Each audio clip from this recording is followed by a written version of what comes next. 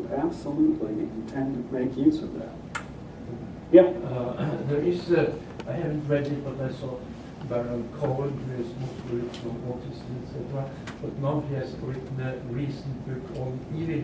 And his main point, which I thought before, is that people who are classified as evil may be completely lacking in empathy.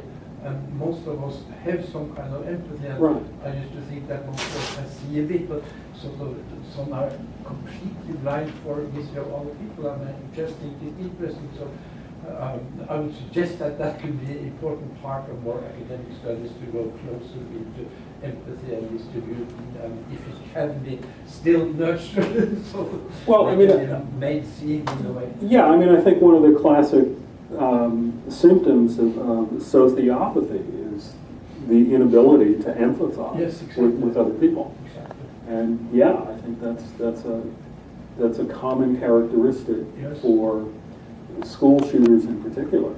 Can I ask one more comment, sure. which is not sure, relevant to this, but which is generally relevant?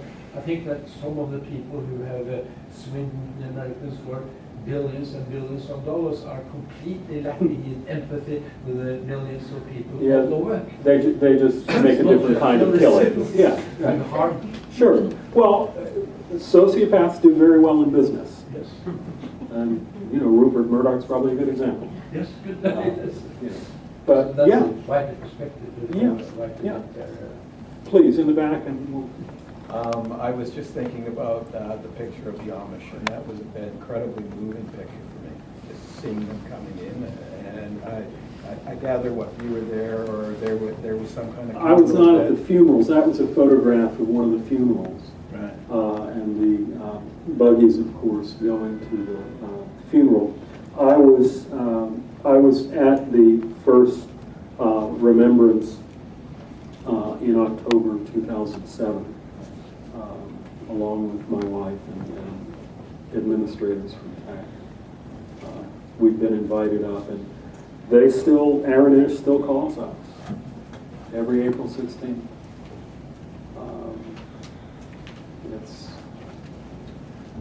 They had a very different response. I don't know if any of you are familiar with the book Amish Grace. Some of you may have seen that. For example, gosh, I'm surprised I've forgotten the numbers. I think we had about $9 million in donations come in. And that went largely to the families of the victims, to the survivors, and some of the families specifically directed that towards scholarships in honor of their loved ones. Others had bills to pay, and dead breadwinners. Daniel Perez bought his mother a house.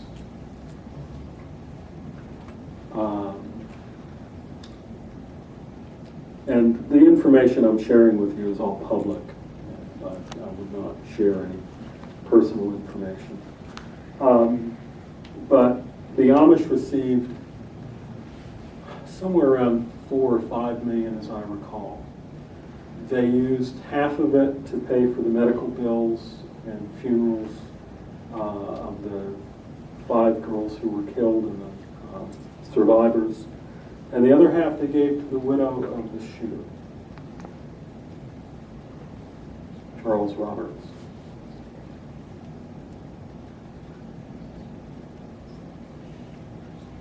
And one of the fathers of one of the girls who was killed made the comment. His wife, his parents have 10,000 times the pain that I have.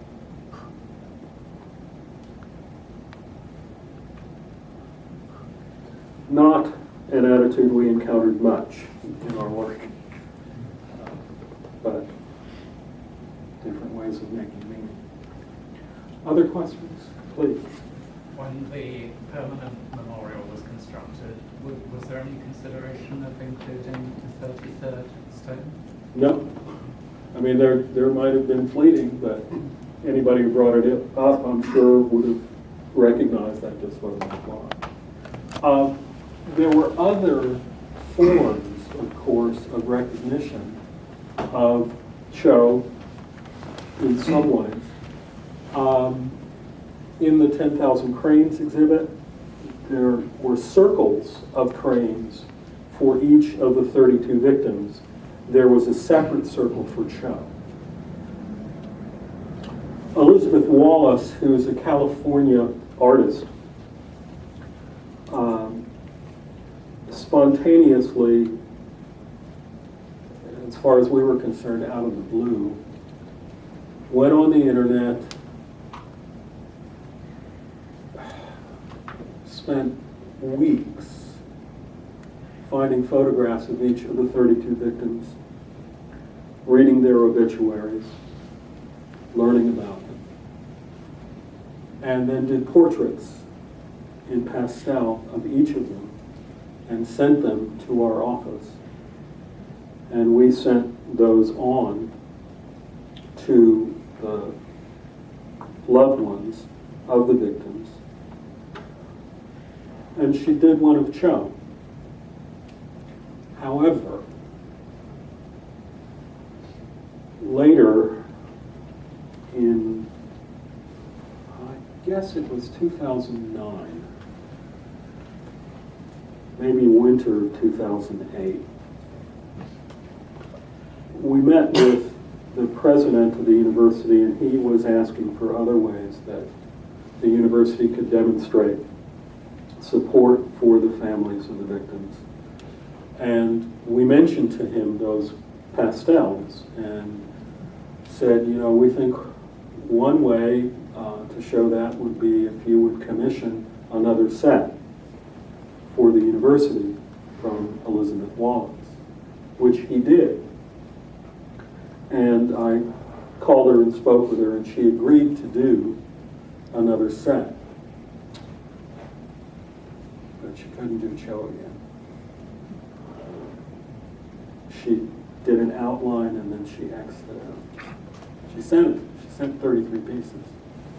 We did not put the 33rd on display. But she couldn't do it. Please. You know, how people in sorrow like to vote on Theodore. And is there any special way that PCP can contribute versus common psychology or priests or friends? Well,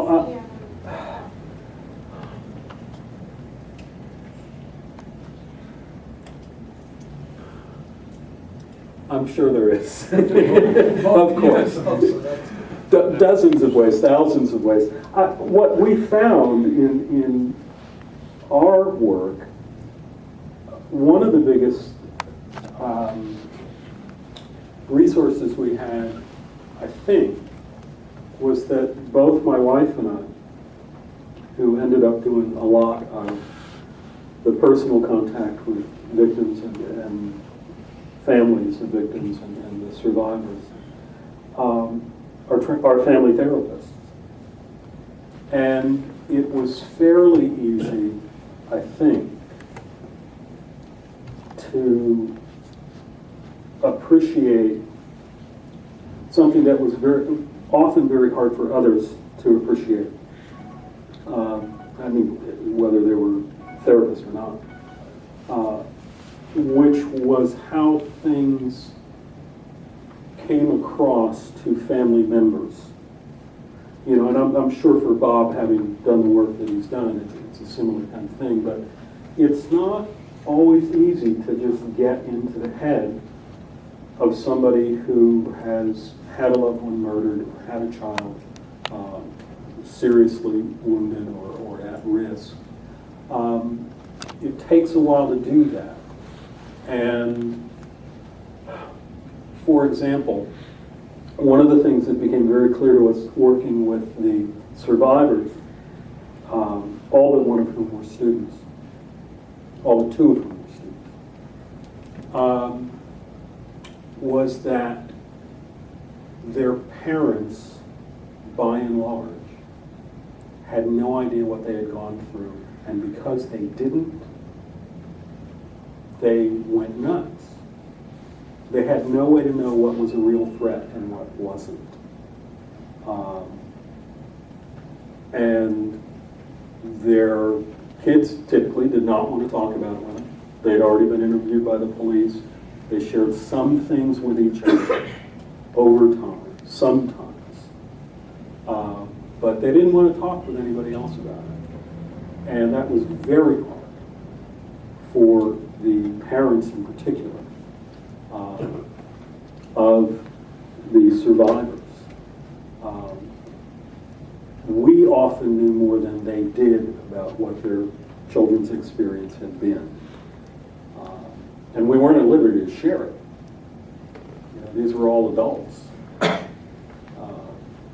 wasn't like we were dealing with, you know, infants, children. And that was very hard for a lot of families. Scott, I might be able to just add a note with reference to what Vanya was asking about PCP contributions in this area.